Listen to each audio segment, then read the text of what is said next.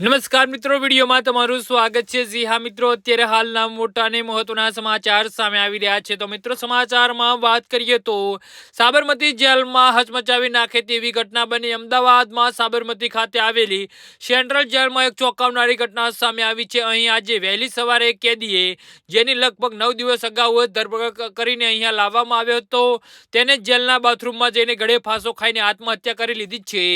જી હા મિત્રો, અત્યારે હાલ મોટા અને દુઃખદ સમાચાર સામે આવી રહ્યા છે। જો કે જેલમાં 9 દિવસ થયા ને તેને આ ચોંકાવનારું પગલું ભરતા જેલમાં હડકંપ મચી ગયો હતો।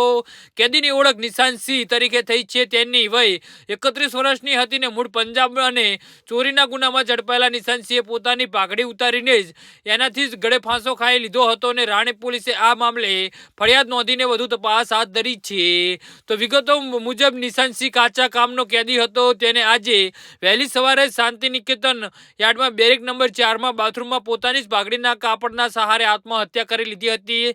જ્યાં સુધી પોલીસ અધિકારીઓને જાણ થઈ ત્યાં સુધીમાં તો તે જીવ ગુમાવી ચૂક્યો હતો। ડોક્ટરોએ તપાસ કરતા તેને મૃત જાહેર કરી દીધો હતો। વિરમગામ રેલવે પોલીસ સ્ટેશને તેની સામે ચોરીનો ગુનો નોંધાયેલો હતો અને ધરપકડ બાદ તેને અમદાવાદની સાબરમતી સેન્ટ્રલ જેલમાં લાવીને રાખવામાં આવ્યો હતો। જો કે આ તેને આપઘાત કેમ કર્યો અને તેને લઈ રહસ્ય ઘેરાયું છે। તો કોઈ સુસાઇડ નોટ પણ ઘટના સ્થળેથી મળી નથી। જી હા મિત્રો, તો આના વિશે તમારું શું કહેવું છે તો નીચે મારી કમેન્ટ બોક્સમાં જરૂરથી જણાવજો। ધન્યવાદ।